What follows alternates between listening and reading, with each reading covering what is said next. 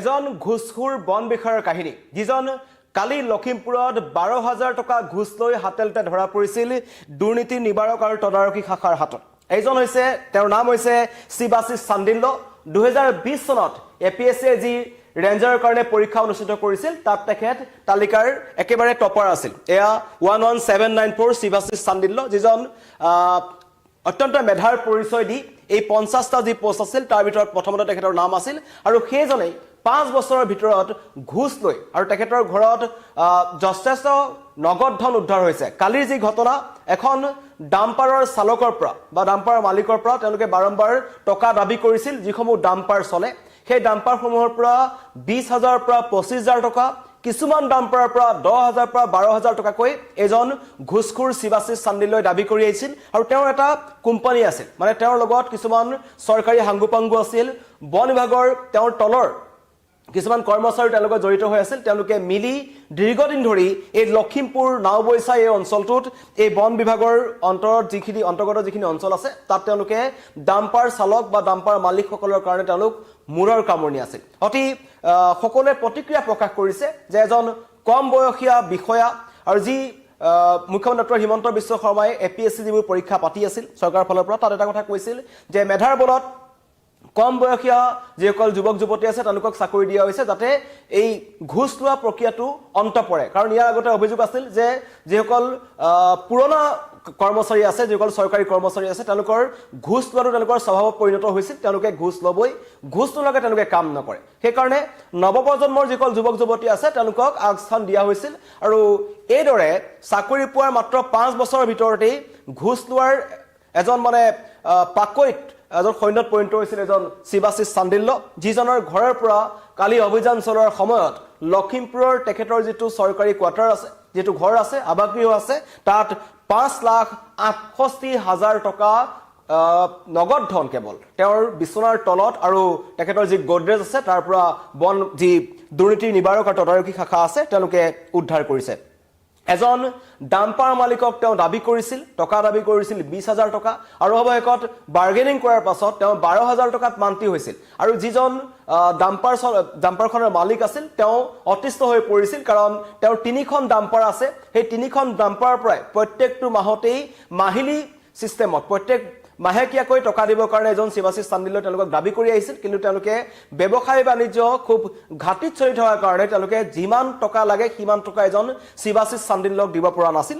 তাৰ কাৰণে তেওঁলোকৰ বাহনসমূহ জব্দ কৰি ৰাখিছিল বন বিভাগে। একমাত্ৰ এজন ৰেঞ্জাৰ যিজন নাম হৈছে শিৱাশিষ চান্দিল্য তেওঁৰ নিৰ্দেশত আৰু অৱশেষত ফোনযোগে কথা পতা হয় আৰু যিজন ভুক্তভোগী যিজনৰ অভিযোগৰ ভিত্তিত এজন ঘুষখোৰ শিৱাশিষ চান্দিল্যক গ্ৰেপ্তাৰ কৰা হ'ল তেওঁ অৱশেষত লখিমপুৰ যি স্থানীয় বিধায়ক আছিল মানৱ ডেকাক তেওঁ ফোন কৰে আৰু সমগ্ৰ ঘটনাটো তেওঁ অৱগত কৰে যে এইদৰে বন বিভাগৰ একাংশ বিষয়া তথা ৰেঞ্জাৰে প্ৰত্যেকখন ডাম্পাৰৰ পৰা তেওঁলোকে টকা সংগ্ৰহ কৰি আহিছে আৰু এই ধাৰা দীৰ্ঘদিনৰ পৰা অব্যাহত আছে। আৰু অৱশেষত মানৱ ডেকা যিজন বিধায়ক তেওঁ কোৱা মতে যি দুৰ্নীতিৰ তেওঁলোকে প্ৰশ্ৰয় নিদিয়ে বুলি তেওঁলোকে কৈছিল তেওঁ সেই দুৰ্ভগীয়া যি ডাম্পাৰখনৰ যিজন মালিক আছে বা ভুক্তভোগী যিসকল আছে তেওঁলোকক এই দুৰ্নীতি নিবাৰকৰ এজন মানুহৰ নাম্বাৰ দিয়ে এজন বিষয়াৰ নাম্বাৰ দিয়ে। সেই বিষয়াজনে 12,000 টকা লৈ এজন ঘুষখোৰ ৰেঞ্জাৰৰ ঘৰলৈ সেই ডাম্পাৰখনৰ মালিকক যাবলৈ কয়। যোৱাৰ সময়তে টকা যেতিয়া হাতেলতে লৈছিল 12,000 টকা তেতিয়া তেখেতক গ্ৰেপ্তাৰ কৰা হ'ল আৰু এয়া হৈছে নতুনকৈ APSCৰ জৰিয়তে চাকৰি লাভ কৰা একাংশ দুৰ্নীতিগ্ৰস্ত বিষয়াৰ কৰ্মকাণ্ড। ইয়াৰ পূৰ্বে এইবাৰ যেতিয়া মুখ্যমন্ত্ৰী ডক্টৰ হিমন্ত বিশ্ব শৰ্মাই APSC যিসকলে নতুনকৈ চাকৰি পাইছিল যিসকলক নিযুক্তি পত্ৰ প্ৰদান কৰিছিল তাতো মুখ্যমন্ত্ৰীয়ে এটা কথা কৈছিল যে দুৰ্নীতিৰ প্ৰশ্ৰয় নল'ব। দুৰ্নীতিগ্ৰস্ত বিষয়াসকলৰ তালিকা আমাৰ হাতত আছে। একাংশ APS SCS বিষয়াই নিজৰ কৰ্মচাৰীৰ হতুৱাই টকা লোৱাৰ তথ্য CM ভিজিলেন্সে লাভ কৰিছিল। এখন তালিকা প্ৰস্তুত কৰা হৈছিল আৰু তাৰ পাছত কেতবোৰ অভিযান চলিছিল বহু প্ৰশাসনিক বিষয়াক গ্ৰেপ্তাৰ কৰা হৈছিল তেওঁলোকৰ কৰ্মকাণ্ড উদঙাই দিয়া হৈছিল কিন্তু তাৰ পাছতো স্বভাৱ সলনি নহ'ল। একাংশ এনেকুৱা অতি কম বয়সীয়া শিৱাশিষ চান্দিল্য নামৰ এজন যি ৰেঞ্জাৰ তেওঁ ধৰা পৰিছে আৰু যিজনৰ অভিযোগৰ ভিত্তিত ধৰা পৰিছে তেখেতৰ মন্তব্য আহিছে মই শুনাই ল'ব বিচাৰিছোঁ। মই ডাম্পাৰ ছাপ্লাই দিওঁ আৰু তেনেকৈ সিহঁতি মোক ভয় ভাবুকি ষ্টাফৰ আৰু ৰেঞ্জাৰ লখিমপুৰ ৰেঞ্জাৰজনে ভয় ভাবুকি দি থাকে গাড়ী চলাব মাহেকীয়া চিষ্টেম কৰিবলৈ কয়। মই মাহেকীয়া চিষ্টেম কৰিব নোৱাৰাত যিহেতু মোৰ ডাম্পাৰ তিনিখন চলি থাকে আৰু তিনিখনৰ লগত মোৰ হেণ্ডিমেন ড্ৰাইভৰ এটা ফেমিলি চলি থাকে আৰু সেই অনুপাতে মোক তেওঁ পইচা দিবলৈ কয় আৰু আজিকালি বেপাৰো বৰ ভাল নহয়। এতিয়া মই পইচা দিব নোৱাৰাত তেনেকৈ গাড়ীবোৰ মোক বাটে বাটে ৰখায়। আমি চালানটো কাটো, চালানটো 6 ঘণ্টা সময় থাকে, কেতিয়াবা আমাৰ পামচাৰ হয়, সেইকাৰণে আমাক অকণমান টাইম লাগে কেতিয়াবা। তেনেকুৱা টাইমত আমাক যদি পাই যায় তেওঁলোকে আমাক ৰখাই হাইচপেণ্ড খোজে, পইচা দাবী কৰে। তেনেকৈ মোক পৰহি দিনাখনি পইচা দাবী কৰিছিলে। তেতিয়া মই মাননীয় আমাৰ তেওঁলোকে নমনাত তেতিয়া মই মাননীয় বিধায়ক মানৱ ডেকা ডাঙৰীয়াক তৎকালিকভাৱে জনালোঁ, ছাৰ মোৰ এনেকুৱা প্ৰব্লেম দি আছে ৰেঞ্জাৰজনে। তেওঁ তেতিয়া দুৰ্নীতি বিভাগ এজন অফিচাৰ নম্বৰ দিছিলে আৰু তেওঁক কণ্টেক্ট কৰিব কৈছিলে, কণ্টেক্ট কৰি গোটেই কথাখিনি ক'বলৈ কৈছিলে। আৰু যিহেতু বিধায়কজনৰ কথা জানে, দুৰ্নীতি ক্ষেত্ৰত কোনো পৰিচয় নিদিয়ে, তেনে ক্ষেত্ৰত মই সেই বুদ্ধি লৈ পেলাই তেওঁৰ ওচৰলৈ গৈ তেওঁ অফিচাৰজনক ফোন কৰিলোঁ।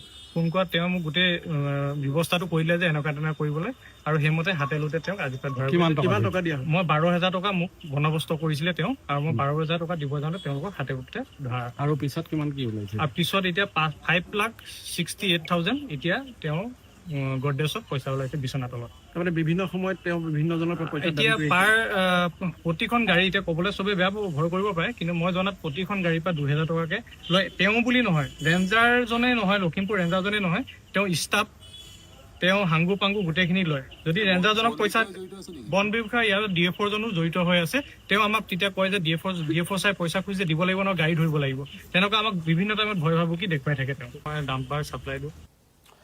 মন্তব্য শুনিলে কেনেকৈ ডাম্পাৰ চালকসকলৰ পৰা সদায় তেওঁ প্ৰত্যেকখন গাড়ীৰ বিনিময়ত 12,000 পৰা 20,000 টকা, 20,000 পৰা 30,000 টকা তেওঁলোকে দাবী কৰিছিল।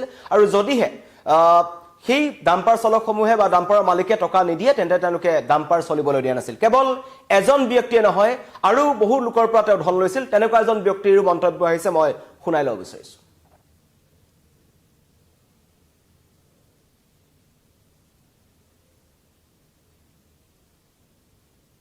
DFO 40,000 টকা, আৰু ইহঁতৰ যিটো ষ্টাফ আছে আপোনাৰ এনেকুৱা ষ্টাফ আছে প্ৰত্যেক মাহে 7,000 টকাকৈ লয়।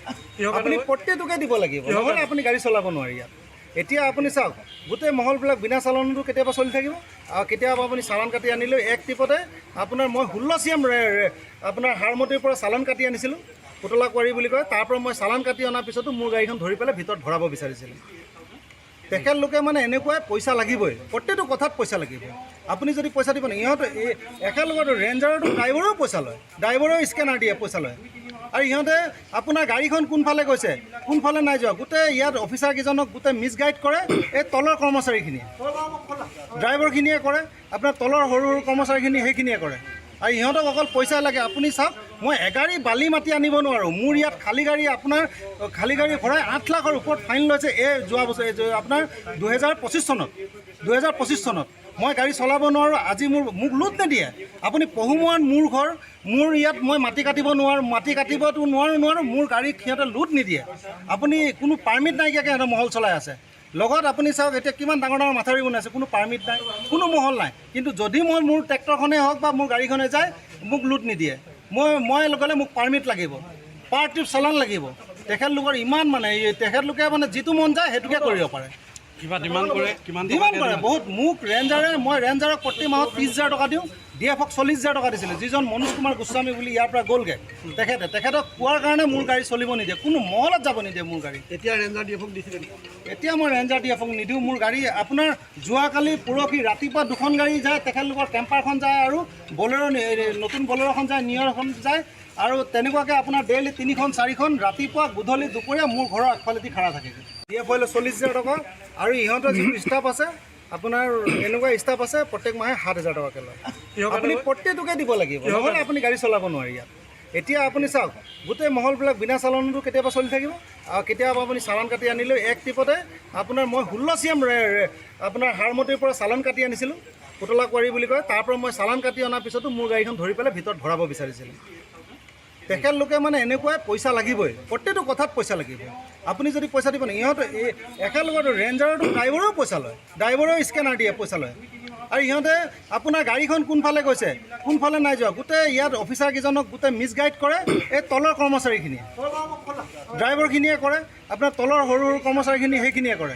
আৰু ইহঁতক অকল পইচা লাগে। আপুনি চাওক, মই এগাড়ী বালি মাটি আনিব নোৱাৰোঁ। মোৰ ইয়াত খালী গাড়ী আপোনাৰ খালী গাড়ী ভৰাই 8 লাখৰ ওপৰত ফাইন লৈছে যোৱা বছৰ আপোনাৰ 2025 চনত মই গাড়ী চলাব নোৱাৰোঁ। আজি মোক লোড নিদিয়ে। আপুনি পহুমুৱাত মোৰ ঘৰ, মোৰ ইয়াত মই মাটি কাটিব নোৱাৰোঁ, মাটি কাটিবতো নোৱাৰোঁ, মোৰ গাড়ী সিহঁতে লোড নিদিয়ে। আপুনি কোনো পাৰ্মিট নাইকিয়াকৈ সিহঁতে মহল চলাই আছে। লগত আপুনি চাওক এতিয়া কিমান ডাঙৰ ডাঙৰ মাথাউৰি বনাইছে, কোনো পাৰ্মিট নাই, কোনো মহল নাই। কিন্তু যদি মোৰ ট্ৰেক্টৰখনেই হওক বা মোৰ গাড়ীখনে যায়, মোক লোড নিদিয়ে। মই গ'লে মোক পাৰ্মিট লাগিব, পাৰ ট্ৰিপ চালান লাগিব। তেখেতলোকৰ ইমান মানে তেখেতলোকে মানে যিটো মন যায় সেইটোকে কৰিব পাৰে। ডিমাণ্ড কৰে বহুত। মোক মই ৰেঞ্জাৰক প্ৰতি মাহত 30,000 টকা দিওঁ। DFক 40,000 টকা দিছিলে। যিজন মনোজ কুমাৰ গোস্বামী বুলি ইয়াৰ পৰা গ'লগৈ, তেখেতক কোৱাৰ কাৰণে মোৰ গাড়ী চলিব নিদিয়ে, কোনো মহলত যাব নিদিয়ে মোৰ গাড়ী। এতিয়া ৰেঞ্জাৰ DFক দিছিলে নেকি? এতিয়া মই ৰেঞ্জাৰ DFক নিদিওঁ। মোৰ গাড়ী আপোনাৰ যোৱাকালি পৰহি ৰাতিপুৱা 2খন গাড়ী যায়, তেখেতলোকৰ কেম্পাৰখন যায় আৰু বলেৰ' নতুন বলেৰ'খন যায়, নিয়ৰখন যায় আৰু তেনেকুৱাকৈ আপোনাৰ ডেইলি 3খন 4খন ৰাতিপুৱা গধূলি দুপৰীয়া মোৰ ঘৰৰ আগফালেদি খাৰা থাকে। এয়া তাৰ এজন ডাম্পাৰ মালিকৰ মন্তব্য শুনিলে কেনেকৈ মাহিলে 30,000 টকাকৈ তেওঁ ৰেঞ্জাৰজনক দিছিল। আৰু DF এজনৰ নাম উল্লেখ কৰিছে মনোজ কুমাৰ গোস্বামী, যিজন পূৰ্বতে তাত আছিল। তেওঁ 40,000 টকাকৈ লৈছিল। DFৰ ৰেঞ্জাৰৰ তলৰ পৰ্যায়ৰ কৰ্মচাৰীসকল অন্য নালাগে, ৰেঞ্জাৰৰ ড্ৰাইভাৰজনো স্কেনাৰৰ জৰিয়তে টকা লোৱাৰ কথা এই যিজন ভুক্তভোগী লোক আছে তেওঁ উল্লেখ কৰিছে। আৰু এইদৰে তেওঁলোকে কোনো এখন গাড়ী চলাব নোৱাৰে।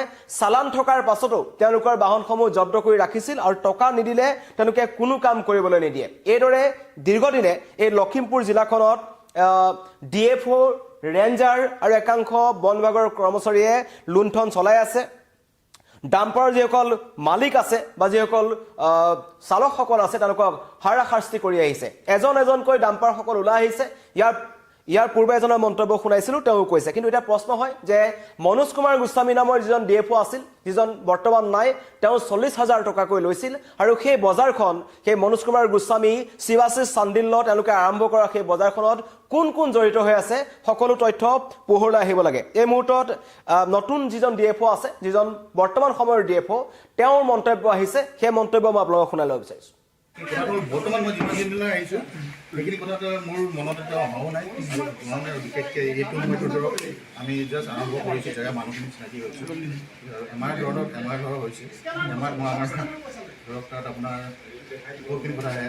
এতিয়া আমি জেগাবিলাকে হওক, ৰেঞ্জবিলাকে সেইখিনি চিনাকি। আৰু পিছত যদি কিবা আছে আমি একশ্যন ল'বলৈ আমি ৰেডি হৈ আছোঁ। আমি সেনেকৈ বস্তুবিলাক আপোনাক আজি কিয় মোক কৰা নাই, বহুত কেইজনে কৈছে, মোক কৰা নাই, বহুতে অভিযোগ তুলিছে যে এমাহ হৈছে মোক কৰা নাই। এইটো আগত কাৰোবাক ক'ব পাৰে, কিন্তু মোক কৰা নাই। আজি ঘটনাটো কি বুলি ক'ব? আজি ঘটনাটো মোৰ নাই, দল সংগঠনৰ লগত মোৰ আজি চিনাকি হোৱা নাই। কালি 1-2জন মানুহ আহিছিলে, আমি জাষ্ট চিনাকি হৈছোঁ আৰু আহি পিনে চিনাকি হোৱাৰ পিছত আমি কথাখিনি পাতিছোঁ। আমি দেখিছোঁ দুৰ্নীতি নিবাৰক কথা আপোনাকো কিবা কিবি সুধিছে, আজি এতিয়ালৈকে সোধা নাই। আৰু মোৰ হোৱা নাই। আপোনাৰ সঁচাকৈ ক'ব গ'লে এমাহ হৈছে। এমাহৰ ভিতৰত এতিয়া আপোনালোককে মোৰ চিনাকি, আপোনালোকক মই আজিয়ে চিনাকি পাইছোঁ। জনাওকচোন, আমি ভাল এটা কাম কৰিব। আমি জাষ্ট পষ্টিং হৈছে নামটো ভাল নহয়। DFO ডেজিগনেশ্যনটো হ'ব পাৰে, কিন্তু DFO নামটো হেৰি নহয়। তো এজ এ মই নতুন আহিছোঁ, মই কথাখিনি একো গম নাপাওঁ। আৰু যদি কিবা আছে আমি সেইটো তথ্য আমি ওলাই পিনে আমি এইটো ইনভেষ্টিগেট কৰিম। কৰাৰ পিছত আমি ধৰক এইখিনি বস্তু ৰেগুলেশ্যন গোটেইখিনি বস্তু আমি সমাধান কৰিবলৈ ট্ৰাই কৰিম আৰু এটা ভাল পৰিৱেশ আনিবলৈ আমি সমাধান কৰিম। এই বন বিভাগৰ যিহেতু আপুনি মুৰব্বী, আপোনাৰ এটা মাহ হৈছে ইয়াত, এই অভিযোগ পাইছিলে নাই যে DFO বা আগৰ DFO বা এতিয়া ৰেঞ্জাৰ এইবিলাক পোৱা নাই, কাৰণ আমি যেতিয়া জইন কৰিছোঁ, জইন কৰাৰ পিছত আপোনাৰ এইটো সময়ত ধৰক আজি খুব এটা ব্যস্ততা সময় হৈছে। তো এইটো সময়ত আমি প্ৰথম আহি পিনে মোৰ এটা ভাল কাম হৈছিল। আমি এখন বৰ্ডাৰ মিটিং দিছোঁ DCৰ লগত। এখন মই নিজে বৰ্ডাৰলৈ গৈছোঁ। তাৰপিছত আমি ফিল্ড ভিজিটবিলাক কৰিছোঁ। আমি প্লেণ্টেশ্যনৰ কথা ভাবিছোঁ। আমি এনেকৈ নটিচ দিছোঁ। তাৰপিছত ধৰক এতিয়া মই এতিয়ালৈকে আৰু অহাৰ পিছত আমি এখন জেনেৰেল মিটিঙো আমাৰ দিলোঁ, যোনখিনি আমি সকলো ষ্টাফৰ লগত মিলি পিনে দিছোঁ, যোনটো এনেকুৱা ধৰণৰ ইলিগেল এক্টিভিটিজ যাতে বন্ধ হওক, কোনো ধৰণৰ একো হেৰি নহয়। এটা চকীটা বস্তু এজন আমি নতুনকৈ আহিছোঁ, লেট মি ৱৰ্ক আউট। আমি এই সিদ্ধান্তত লৈ পিনে আমি ভালকৈ চেষ্টা কৰিম যাতে এনেকুৱা আৰু পিছলৈ কথাটো বৰ্তমান মই যিমান দিনলৈ আহিছোঁ এয়া হৈছে লখিমপুৰত ঘুষ খাই ধৰা পৰা শিৱাশিষ চান্দিলৰ কাহিনী আৰু কালি নিশাই এজন ঘুষখোৰ শিৱাশিষ চান্দিলক গুৱাহাটীলৈ অনা হৈছে আৰু লগতে তেখেতৰ যি ঘৰ হৈছে গুৱাহাটীৰ জাপৰিগুগতো তেখেতৰ দুৰ্নীতি নিবাৰক আৰু তদাৰকী শাখাই অভিযান চলাইছিল জাপৰিগুগৰ ঘৰত তাতো তেখেতৰ কেতবোৰ আপত্তিজনক নথিপত্ৰ উদ্ধাৰ কৰা হৈছে বিতৰ্কিত নথিপত্ৰ উদ্ধাৰ কৰা হৈছে আৰু ক'ত কিমান সম্পত্তি গঢ় দিছিল নামে বেনামে কিমান সম্পত্তি গঢ়িছিল কিমান টকা ক'ত লুকুৱাই ৰাখিছে তাৰ কোনো হিচাপ নাই সেইবোৰ তদন্ত হ'ব কিন্তু চাকৰিৰ মাত্ৰ 5 বছৰৰ ভিতৰতে তেখেতৰ একমাত্ৰ চৰকাৰী আৱাসগৃহটোৰ বিচনাৰ তলতে ওলালে 5,68,000 টকা আৰু ক'ত কিমান টকা এইদৰে ঘুষ লৈছিল এজন শিৱাশিষ চান্দিললৈ সেয়া পৰৱৰ্তী তদন্তত ওলাব কিন্তু এজন অতি কম বয়সীয়া ঘুষখোৰ ৰেঞ্জাৰ দুৰ্নীতি নিবাৰক তথা তদাৰকী শাখাৰ ধৰা পৰাৰ পাছত এটা প্ৰশ্ন উত্থাপন হৈছে যে নতুন প্ৰজন্মৰ সকলো যিসকলে নতুনকৈ চৰকাৰী চাকৰি যোগদান কৰিছে বা এনেকুৱা গুৰুত্বপূৰ্ণ ডাঙৰ ডাঙৰ যিবোৰ পদবীসমূহত তেওঁলোক আছে তেওঁলোকেও কিন্তু ঘুষ খোৱাৰ লোৱাৰ যি তেওঁলোকৰ পূৰ্বৰ যি পৰম্পৰা আছিল সেয়া কিন্তু তেওঁলোকে অব্যাহত ৰাখিছে ধন্যবাদ